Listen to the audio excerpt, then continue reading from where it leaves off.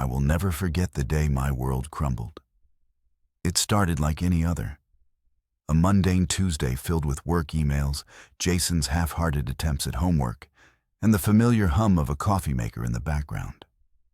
Nothing seemed off. Nothing warned me of the storm brewing in the distance. If I'd known, maybe I would have done something differently, though in hindsight, I doubt it. Some disasters are inevitable. I was sitting in the living room, scrolling through bills on my laptop, when the notification popped up. "Your balance has fallen below the minimum threshold," it read. That was odd. The college fund had more than enough in it, 6 years of careful saving for Jason's future. Laura and I had both agreed it was untouchable. It wasn't a conversation we needed to revisit because we both knew how much it meant, or so I thought.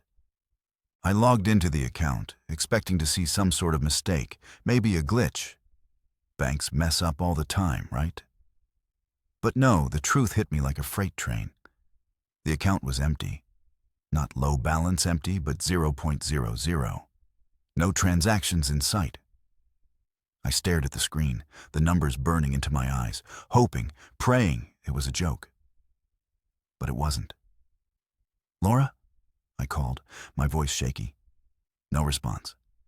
"Laura?" I tried again, louder this time, but the silence that answered was deafening. She wasn't home. That's when the sinking realization crept in. Laura had been acting strange for weeks. A little distant, a little too dressed up for her errands. Brushing off questions about where she was going with vague excuses. I chalked it up to stress, life, whatever. Never once had I thought.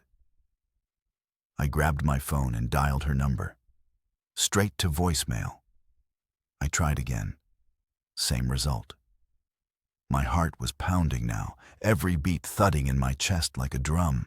Jason wandered into the room, munching on an apple, oblivious to the chaos unraveling before him.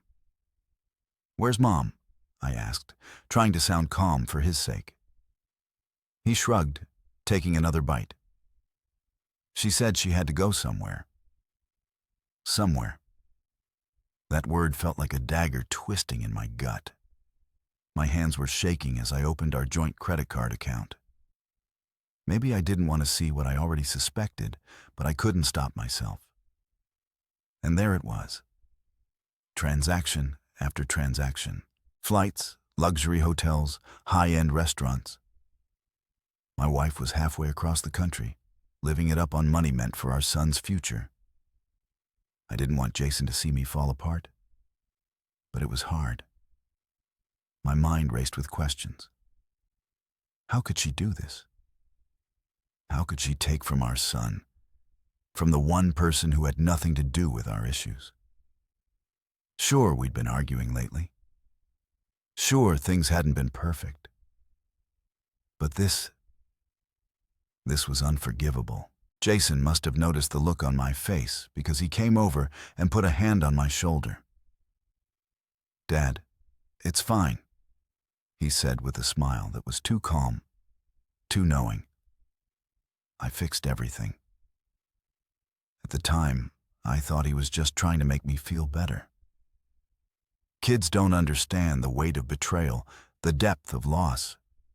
They see things in black and white, good guys and bad guys, problems and solutions. I wanted to believe his words were innocent. But even then, something about his tone felt off, like he knew more than he was letting on. I didn't have the energy to press him. My focus was on Laura.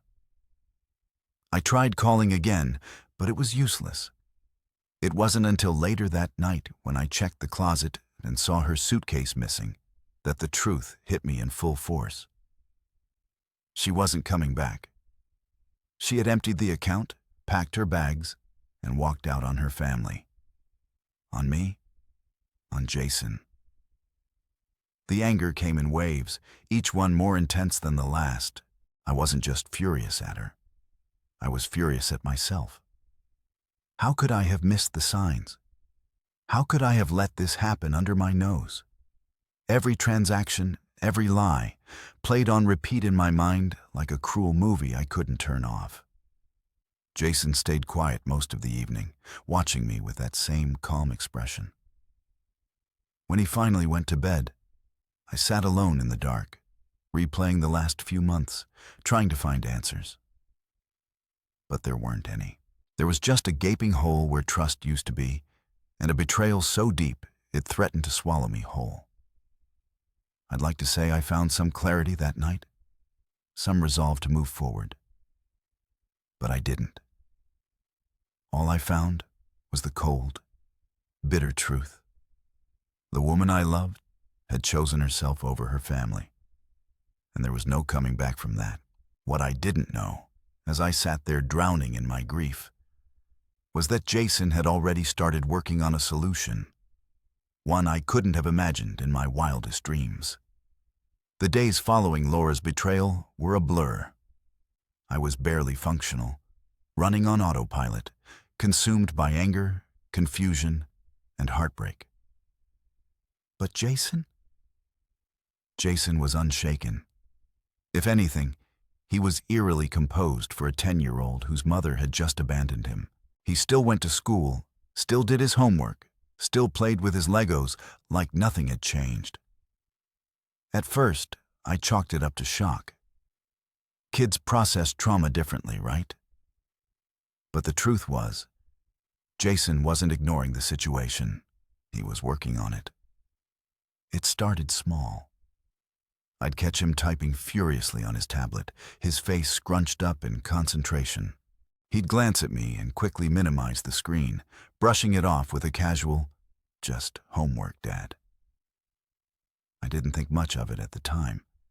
After all, he'd always been a whiz with technology, coding, gaming, whatever. It was his thing. But then there were the whispered phone calls. "Who are you talking to?" I asked one evening, catching him in the kitchen with the phone pressed to his ear. He looked startled, like a deer caught in headlights. Nobody," he said, shoving the phone into his pocket and hurrying out of the room. I didn't press him. I figured he was talking to a friend, or maybe even a counselor from school. Everyone handles grief differently, I told myself. Maybe this was his way of coping. Then there was the garage. Jason started spending hours in there, tinkering with tools and wires. I didn't pay much attention at first. I assumed he was working on one of his little engineering projects. He'd always been good at building things. Robots, model planes, stuff like that. But one night, curiosity got the better of me. I wandered into the garage to see what he was up to, and what I found stopped me cold. There was a whiteboard covered in diagrams, equations, and flowcharts. It looked like something out of a spy movie. Next to it was a laptop with lines of code scrolling across the screen. Jason was sitting at the workbench, soldering something that looked suspiciously like a listening device. When he saw me, he jumped up, trying to block the whiteboard with his small frame. "What's all this?" I asked, genuinely baffled. "Nothing, Dad. Just a project for school," he said, too quickly, too defensively. I raised an eyebrow. A school project? Since when does 4th grade require surveillance equipment? Jason's face turned red, and for a moment, I thought he might actually confess. But then he just shrugged and muttered, "You wouldn't get it," before packing up his tools and heading back inside. I stood there, staring at the whiteboard, my head spinning. Whatever Jason was working on, it wasn't for school, and it wasn't just a hobby. As the days went on, the strange behavior only escalated. Jason started asking oddly specific questions about Laura's finances. Did she have other accounts? Did I know her passwords? Did she ever talk about offshore investments? At first, I thought he was just being curious, but then I realized he was gathering information. "Why do you want to know all this?" I asked one evening. Jason shrugged, not looking up from his tablet. No reason. Just wondering. Jason, I said, my voice firm. This isn't normal. If something's bothering you, you need to tell me. He finally looked up, his expression unreadable. I told you, Dad. I'm fixing it. You'll see. That night, I couldn't sleep. Jason's words kept echoing in my mind. Fixing it. What could he possibly mean by that? I thought about confronting him, demanding answers, but something held me back. Maybe it was exhaustion, or maybe it was a small, irrational part of me that trusted him, trusted that he really did know what he was doing. The next morning, I found him in the kitchen, typing away on his laptop. He didn't even notice me standing there, watching him. His fingers flew across the keyboard with the kind of confidence that didn't belong to a 10-year-old. Jason, I said softly, and he froze. Yeah, Dad. I wanted to ask him what he was doing, what he was planning, but the words caught in my throat. Instead, I just said, breakfast is ready, and walked away. Looking back, I should have pressed him harder. I should have demanded to know what he was up to. But part of me didn't want to know. Part of me was afraid of what I might find out. Over the next few days, Jason's behavior became more secretive. He stopped leaving his tablet unattended. He locked the garage whenever he was working. He even started covering the whiteboard with a sheet when he wasn't using it. And then, just as I was starting to convince myself that it was all harmless, Laura called. It was late afternoon when my phone rang. I was standing by the kitchen sink, staring blankly out the window, still trying to piece my life back together. Jason was in the living room, playing on his tablet, completely immersed as usual.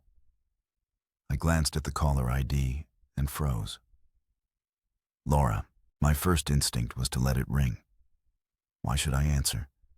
What could she possibly say to justify what she'd done? But curiosity got the better of me, and against my better judgment, I picked up. What do you want? My voice was cold, sharper than I intended, but I didn't care. Alex, she cried, her voice frantic and trembling. Oh my God, Alex, you have to help me. Help her? The audacity of her request made my blood boil. Help you? I spat. You emptied our son's college fund and ran off with your boyfriend. Why on earth would I help you? Alex, please just listen to me, she begged, her voice cracking. Something's gone wrong. Everything's gone wrong. I leaned against the counter, gripping the edge to steady myself. What are you talking about? It's Damien, she said, almost sobbing now. He's gone. Just disappeared. All his accounts are frozen, and so are mine. I can't access anything, Alex. Nothing. And now the police are looking for me. Her words hit me like a slap, but it wasn't sympathy I felt. It was satisfaction, cold, hard satisfaction. I wanted to ask her how it felt to be stranded, powerless, abandoned, the way she left Jason and me. But I stayed silent, letting her dig her own grave. Alex, please, she continued, her desperation growing. I don't know what's happening. I don't know who did this, but I need your help. I'm stuck in Miami with no money, no ID, nothing. Damien said he'd take care of everything, and now he's just gone. Sounds like a real stand-up guy, I said dryly, unable to resist the jab. She didn't even acknowledge it, too consumed by her panic. I swear, Alex, I didn't mean for any of this to happen. You just what, Laura? I snapped, my anger finally boiling over. You just stole from your own son? You just walked out on your family for some guy who clearly doesn't give a damn about you? Is that what you didn't mean to happen? There was a long pause on the other end, broken only by the sound of her shaky breathing. "I made a mistake," she whispered. "A mistake?" I barked out a bitter laugh. "You don't get to call this a mistake, Laura. You made a choice. A selfish, cruel choice. And now you're paying for it." "Alex, please," she said again, her voice barely audible. "I have nothing. I don't know what to do. I need you." I opened my mouth to reply, but before I could, Jason appeared in the doorway, holding his tablet. "Who's on the phone?" he asked, his tone casual, as if this were any other day. I covered the receiver and whispered, "It's your mom." Jason's face darkened for a brief moment, but then that same calm, knowing smile spread across his lips. "Put it on speaker," he said. "Jason, trust me, Dad. Put it on speaker." Something in his tone made me hesitate. This wasn't a request. It was a command. I didn't understand why, but I found myself obeying. I pressed the speaker button and set the phone down on the counter. "Laura," I said, my voice hardening, "you're on speaker now. Jason's here." There was a sharp intake of breath on her end. "Jason," she said, her voice softening. "Sweetheart, it's Mommy. I ... "Save it," Jason interrupted, his tone cold and emotionless. "I don't want to hear it." "Jason, please," she pleaded. "I know I hurt you. I know I made a mistake, but..." "You didn't just make a mistake," he said, cutting her off again. "You betrayed us. You stole my future. And now you're calling us because you want our help? That's pathetic." I stared at him, stunned. This wasn't the voice of a 10-year-old. This was the voice of someone older, someone wiser, someone darker. "Jason," Laura whispered, her voice breaking. "I'm your mother. I love you. I didn't mean..." "You don't love me," he said bluntly. "If you did, you wouldn't have left. You wouldn't have stolen from me. You chose Damien over us, and now you're paying the price. I don't feel sorry for you. You deserve this." "Jason, please," she sobbed. "I'm begging you. Please help me." He smiled then, a chilling, confident smile that sent a shiver down my spine. "Don't worry, Mom," he said. "I already did." "What?" she asked, her voice laced with confusion. "Let's just say," he replied, his tone almost gleeful, "Damien won't be around to hurt anyone anymore, and neither will you." The line went dead. I stood there, staring at Jason, my mind racing. "What did you do?" I whispered. He looked up at me, his eyes calm, almost proud. "I told you, Dad," he said. "I fixed everything." When Jason uttered those words, I fixed everything. I didn't know whether to feel proud, horrified, or completely confused. My 10-year-old son, standing there with that unnerving calmness, had just silenced his panicking mother with a cryptic remark that left me more unsettled than ever. My mind raced with possibilities, each one more absurd than the last. What could he have done? He's just a kid, right? "Jason," I said, trying to keep my voice steady. "What do you mean, you fixed everything? What did you do?" He shrugged casually, as if we were discussing his math homework. "It's like I said, Dad. Mom and Damien can't hurt us anymore."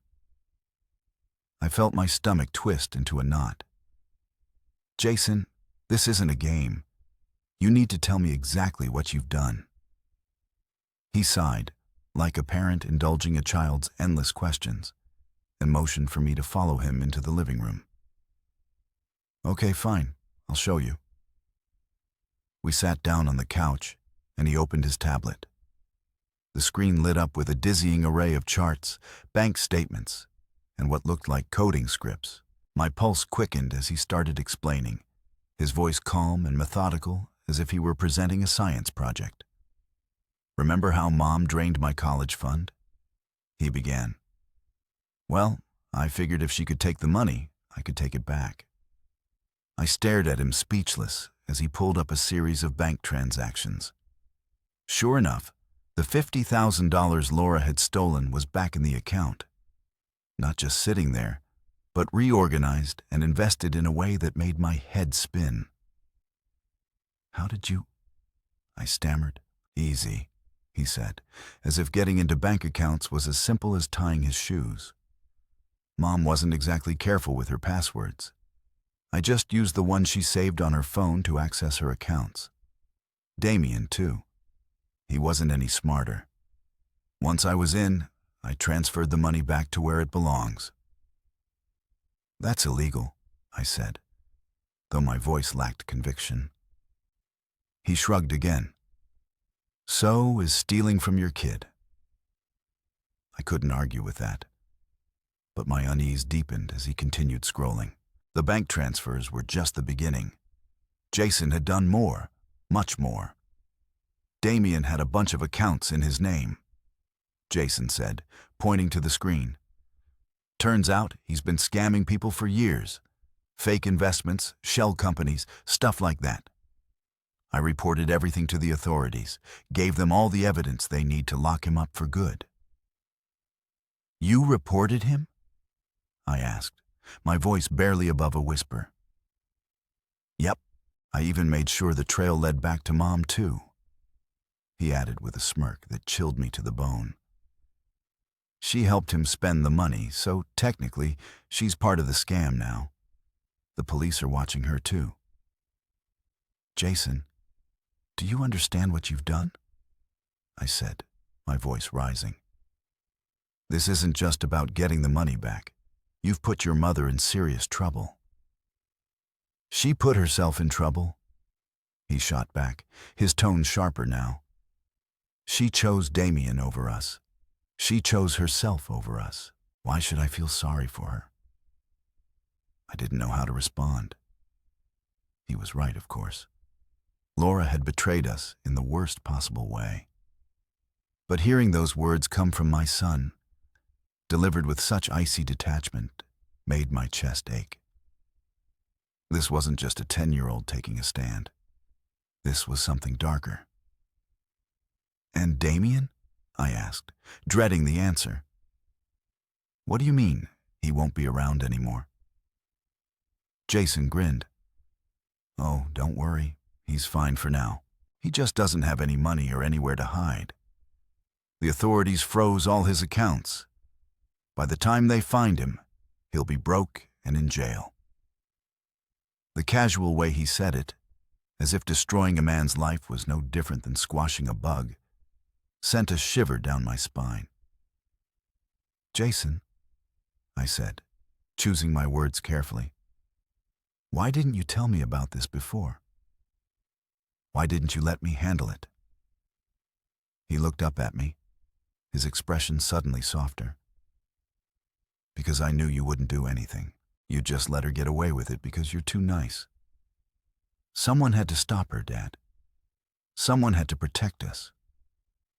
I felt like the ground had shifted beneath me. My son, my sweet, brilliant boy, had taken it upon himself to not just fix our situation, but to exact revenge in a way I couldn't have dreamed of. I didn't know whether to be proud of his resourcefulness or terrified of what it meant. "Jason," I said after a long pause, "I'm not sure this is the right way to handle things." He tilted his head, his calm demeanor never wavering. "Maybe not, but it worked." I leaned back on the couch, running a hand through my hair. I didn't know what to say, what to feel. My son had done what I couldn't, taken control of a hopeless situation and turned it on its head. But at what cost? Jason closed his tablet and looked at me with that same unnerving confidence. "Don't worry, Dad," he said. "Everything's going to be okay now." But as I sat there, staring at him, I couldn't shake the feeling that things were far from okay. I didn't sleep much after Jason's revelation. How could I? The sheer magnitude of what he'd done kept replaying in my mind like a movie stuck on an endless loop. My son, a 10-year-old, had engineered a scheme so intricate, so devastating, that it left a grown man and woman completely ruined. And the worst part? He didn't seem to feel the slightest shred of guilt about it. I told myself I'd talk to him in the morning, but life had other plans. The phone rang again. Laura. My first instinct was to ignore it. After all, what could she possibly say that would change anything? But a small masochistic part of me wanted to hear her squirm, so I answered. What? I barked, not bothering with pleasantries. Alex, please, she sobbed. I need your help. I'm begging you. The sound of her voice was almost unrecognizable. Gone was the confident, self-assured woman who had waltzed out of our lives without a second thought. In her place was someone desperate, broken. You've got some nerve calling me, I said coldly. Alex, listen to me, she said, her words tumbling out in a frantic rush. The police are after me. They froze all my accounts. Damien's gone, just vanished. I don't even know where he is. I'm stuck, Alex. I don't have any money. I don't have anywhere to go. And whose fault is that? I cut in, my voice rising. Alex, please, she cried. I know I messed up, okay? I know I hurt you and Jason, but I didn't deserve this. I don't deserve to be left with nothing. I let out a bitter laugh. You emptied our son's college fund, ran off with your boyfriend, and now you're crying because the consequences caught up to you? You do deserve this, Laura. Every last bit of it. There was silence on the other end, broken only by her shaky breathing. I didn't think it would get this bad, she whispered. You didn't think at all, I snapped. You were too busy living it up with Damien to care about what you left behind. Well, guess what, Laura? You made your bed. Now you get to lie in it.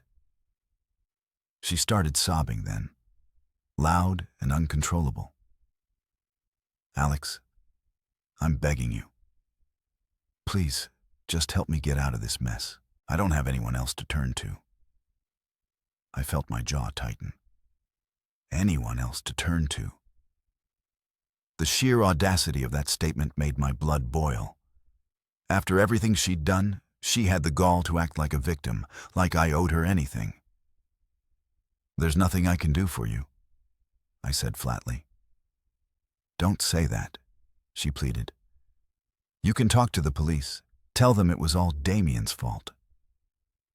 Because lying to cover for you worked out so well the first time, I said, cutting her off.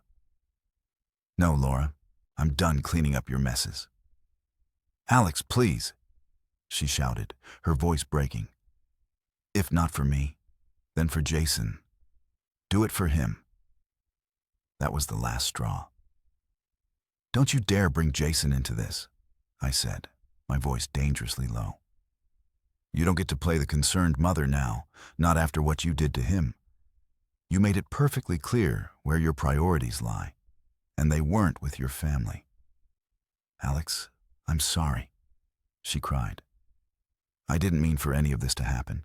I just wanted to be happy. Happy? I repeated, my voice dripping with disbelief.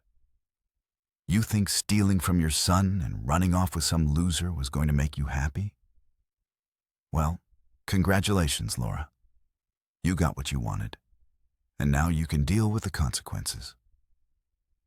There was another long silence, and for a moment, I thought she'd hung up. But then she spoke again, her voice small and broken.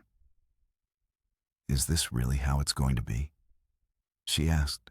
You're just going to abandon me like this? The sheer irony of her words almost made me laugh. You abandoned us first, I said simply. And no, Laura, I'm not abandoning you. I'm just letting you deal with the mess you created. Goodbye. I hung up before she could say another word. When I turned around, Jason was standing in the doorway, watching me with that same calm, calculating expression. You didn't let her off the hook, did you? He asked. No, I said, my voice heavy with exhaustion. I didn't. He nodded, as if that was the only acceptable answer. Good. She doesn't deserve our help. I wanted to tell him that it wasn't that simple. That no matter how much I hated Laura for what she'd done, a part of me still struggled with the idea of leaving her to fend for herself. But looking at Jason, at the steely resolve in his eyes, I knew he wouldn't understand. Or maybe he would, and that scared me even more. Jason, I said carefully, what you did, what you're doing, it's not normal. This isn't how a 10-year-old is supposed to think. I'm not a normal 10-year-old, he said bluntly. I didn't have an answer to that. If there's one thing I've learned, it's that people like Damien don't just roll over when they're cornered. They lash out. They make noise. They take down as many people as they can on the way down. That's exactly what happened next. It started with a phone call. Not from Laura this time, no.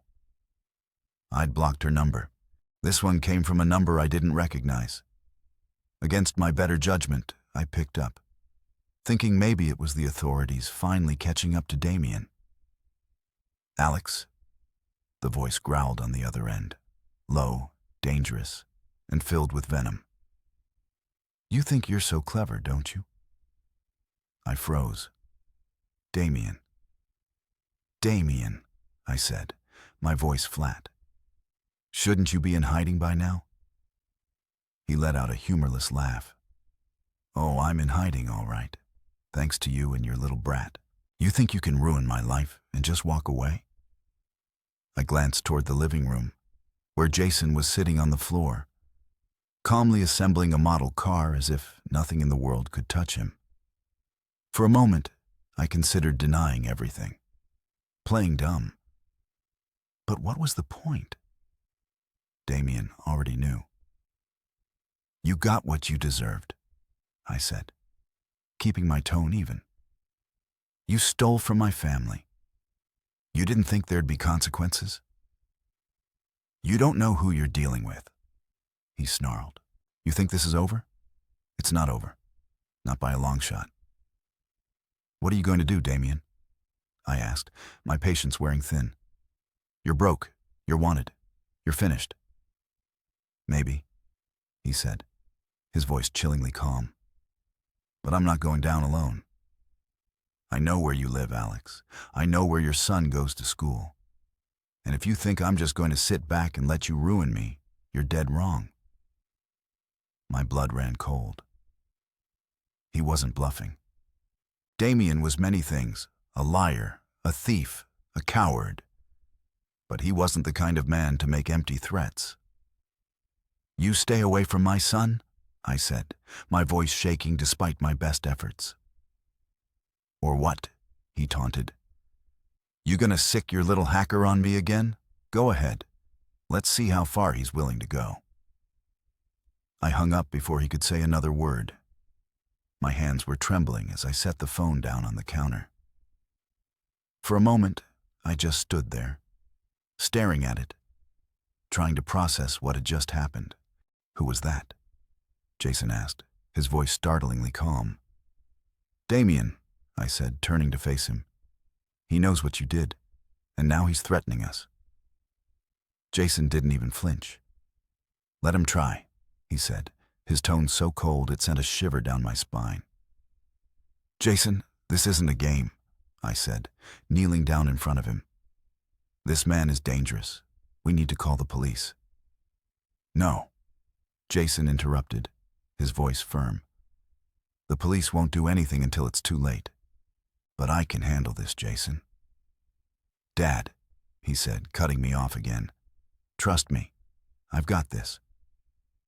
I wanted to argue, to tell him that this was too much for a 10-year-old to handle, that it wasn't his job to protect us. But the look in his eyes stopped me. It wasn't the look of a scared child. It was the look of someone who had already made up his mind. That night, Jason disappeared into the garage again, locking the door behind him. I didn't have the energy to stop him.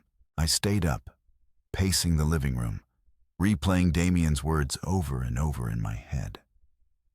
Every noise outside made me jump. Every shadow felt like a threat. It wasn't until well past midnight that Jason finally emerged. He looked tired but satisfied, a small smile tugging at the corners of his lips.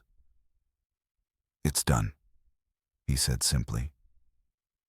What's done?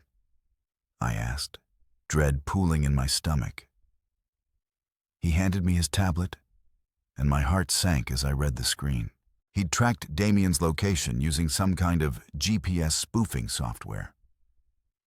Not only that, but he'd hacked into Damien's burner phone, recording every threatening message he'd sent. And then, to top it all off, Jason had sent an anonymous tip to the authorities with all the evidence they needed to arrest Damien. Jason, I said, my voice a mixture of awe and disbelief. Do you have any idea what you've just done? I stopped him. He said matter-of-factly, he can't hurt us now. I wanted to believe him. I wanted to believe that this was the end of it, that Damien would be caught and we'd finally be safe. But deep down, I knew better. People like Damien don't give up that easily. Sure enough, the next morning, I woke up to find a brick through our front window. Attached to it was a note, scrawled in messy, angry handwriting. This isn't over. Jason found it before I did. He read it, crumpled it up, and tossed it in the trash without a word. Jason, I said cautiously, maybe we should leave, go somewhere safe until this blows over. He looked up at me, his expression calm and unshaken. We don't need to run, Dad. I have one more move to make. I stared at him, my heart pounding. What do you mean, one more move? He smiled then, a small, chilling smile that sent a shiver down my spine. You'll see. I couldn't shake the unease that came with Jason's words. You'll see, he'd said, so casually, so confidently, as if the chaos that had taken over our lives was nothing more than a game he was determined to win. But this wasn't a game. Not for me. Not when I'd spent the night cleaning up shattered glass and taping cardboard over the broken window, wondering if Damien would show up next with something worse than a brick. The next 2 days passed in tense silence. Jason went about his routine as though nothing had happened, but I could feel the gears turning in his mind. I didn't dare ask what he was planning. Part of me didn't want to know. I figured if I stayed out of it, maybe, just maybe, I could pretend my 10-year-old wasn't masterminding a battle against a grown criminal. Then it happened. It was late in the afternoon when the doorbell rang. My stomach sank. No one had come by in days, not since the brick, and I wasn't expecting anyone. Jason glanced up from his tablet, his face unreadable. Don't answer it, I said instinctively, my voice low. Jason didn't reply. He just stood up, walked to the door, and peered through the peephole. Then, without hesitation, he unlocked it and swung it open. Standing there, larger than life and twice as angry, was Damien. His face was a twisted mask of fury, his eyes bloodshot and wild. He was a shadow of the smug, confident man I'd seen in old photos with Laura. This Damien looked desperate and dangerous. Where is he? Damien growled, stepping into the doorway without invitation. I moved to block his path, my heart pounding. "You need to leave," I said, trying to keep my voice steady. Damien sneered. "Oh, I'm not going anywhere. Not until your little brat explains how he ruined my life." Jason, to my horror, stepped forward. He was calm, almost bored, as he crossed his arms and stared up at Damien. "You did that all by yourself," Jason said evenly. Damien's jaw clenched. "Listen, you little—" "You're broke," Jason interrupted, his tone sharp and cutting. "You're wanted in 3 states, and now you're here threatening me and my dad. Smart move." I reached for Jason, intending to pull him back, but he shook off my hand. "Jason, stop," I hissed. But Jason didn't stop. He stepped closer to Damien, his voice steady and cold. "You shouldn't have come here. You're just making things worse for yourself." Damien let out a bark of laughter. "Worse, kid? I've got nothing left to lose." "That's where you're wrong," Jason said, his lips curling into a small, chilling smile. Before I could process what was happening, Jason reached into his pocket and then pulled out a small device, something I didn't recognize. He pressed a button, and suddenly Damien's phone buzzed in his pocket. Damien frowned, pulling it out to see a series of files popping up on the screen. "What the hell is this?" Damien demanded. "Proof," Jason said simply. Damien's eyes flicked over the screen, his expression shifting from confusion to alarm. "You little—" "Proof that you're a threat," Jason continued, cutting him off. "Every message you've sent, every call you've made, every threat. You've left a trail. And now the authorities have it." Damien's face turned red. "You're bluffing." Jason tilted his head. "Am I?" In that moment, I realized what Jason had done. He hadn't just been gathering evidence. He'd been preparing a trap. Damien's phone wasn't just buzzing with files. It was streaming a live feed straight to local law enforcement. Jason had turned Damien's own threats into his downfall. Damien lunged forward, his face contorted with rage. But before he could take another step, the sound of sirens filled the air. Jason didn't flinch. "That'll be for you," he said calmly. Damien froze, his eyes darting toward the window. The flashing blue and red lights confirmed it. He turned back to Jason, his face a mix of fury and panic. "This isn't over," he spat. "Yes, it is," Jason replied, his voice cold and final. The police burst through the door moments later, their guns drawn. Damien didn't resist. He knew it was over. As they hauled him away, I stood there in stunned silence, trying to process everything that had just happened. Jason turned to me, his expression unreadable. "I told you I had one more move," he said quietly. "Jason," I said, my voice shaking, "do you have any idea how dangerous that was? He could have hurt you. He could have hurt both of us." "But he didn't," Jason said, his tone matter of fact. "And now he's gone." I wanted to yell at him, to demand answers, to make him understand that this wasn't normal, that this wasn't okay. But all I could do was stand there, staring at the boy who had just outmaneuvered a grown criminal. Jason looked up at me, his eyes calm but tired. "It's over now, Dad. We're safe." But as I stood there watching the police car disappear down the street, I couldn't shake the feeling that nothing about this was safe. The house was eerily quiet after Damien's arrest. The chaos, the threats, the lingering fear, all of it seemed to dissipate in an instant. But the silence wasn't comforting. It was heavy, suffocating, and filled with unspoken questions. Questions I wasn't sure I wanted answers to. I thought That was the end of it. Damien was out of our lives. Jason had gone back to his usual routine, and I could finally focus on rebuilding what little was left of our family. But then, Laura called again. I recognized the number immediately. I'd blocked her main line, but she must have found another way to contact me. I considered ignoring it. What more could she possibly say? But curiosity won out. I needed to hear it for myself. "What now, Laura?" I said, my tone colder than ice. Her voice was barely recognizable, weak and hoarse, like someone who hadn't slept in days. "Alex," she began, but her words faltered. "I don't have time for your sob stories," I snapped. "If you're calling to beg for money or forgiveness, you're wasting your breath." "I don't want your money," she said quietly.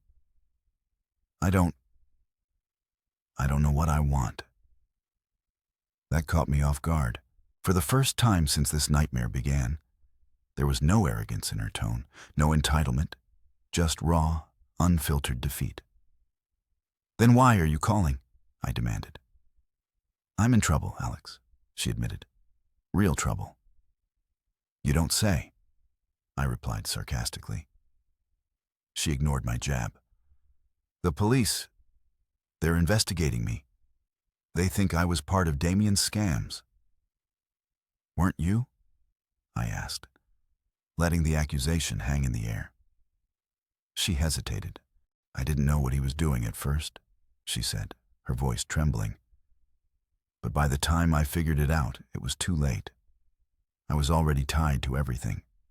And now they're freezing my accounts, seizing my assets. I have nothing, Alex. Nothing." "That makes two of us," I shot back. "Or did you forget that you wiped out Jason's college fund to finance your little adventure?" "I was stupid," she admitted, her voice breaking. I thought Damien loved me. I thought he'd take care of me." I let out a bitter laugh. "And how's that working out for you?" She didn't respond. The silence on the other end spoke volumes. "Why are you calling me, Laura?" I asked again, this time softer, though no less firm. "Because you're all I have left," she said quietly. "You and Jason." Her words hit me like a punch to the gut. Not because they moved me, no, far from it, but because of how delusional they were. "You don't have us," I said firmly. "You lost us the moment you chose Damien over your family." "Alex, please," she begged, her voice cracking. "I made a mistake. I know I messed up, but I'm still Jason's mother. I need a second chance." "Second chance?" I repeated, incredulous. "Laura, this isn't some minor slip-up. You stole from your own child. You abandoned him for a man you barely knew. And now that your perfect little fantasy has come crashing down, you want to come crawling back? Absolutely not." Her sobs filled the line, but I didn't waver. I couldn't. "Alex, I don't have anywhere else to go," she said, desperation seeping into every word. "That's not my problem," I replied coldly. "What about Jason?" she asked, her voice trembling. "Doesn't he deserve to have his mother in his life?" "Jason doesn't need you," I said bluntly. "He's done more for this family in the past 2 weeks than you ever have, and he's done it without you. We don't need you, Laura. Not anymore." The line went silent for a moment. I thought she'd hung up. But then she spoke, her voice barely above a whisper. "So that's it?" she asked. "You're just going to turn your back on me?" I let out a bitter laugh. "You turned your back on us first, and now you're reaping what you sow."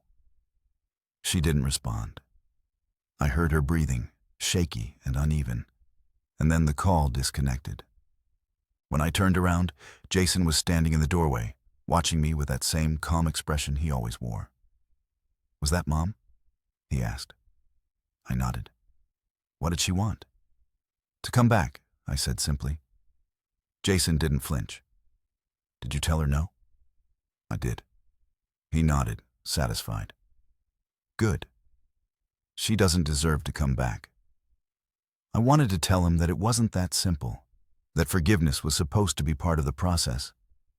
But looking at him, so composed, so sure, I couldn't bring myself to say the words. Maybe he was right. Maybe some things really were unforgivable. In the days that followed, I couldn't stop replaying everything Jason had done, everything he had orchestrated. It was impossible not to marvel at his brilliance. A 10-year-old had managed to outwit grown adults, dismantle a criminal scheme, and save his family from ruin, all while keeping an unnerving level of composure. It was impressive, no doubt about it. But it was also terrifying. Jason didn't act like a normal child. He didn't respond to situations with fear or hesitation.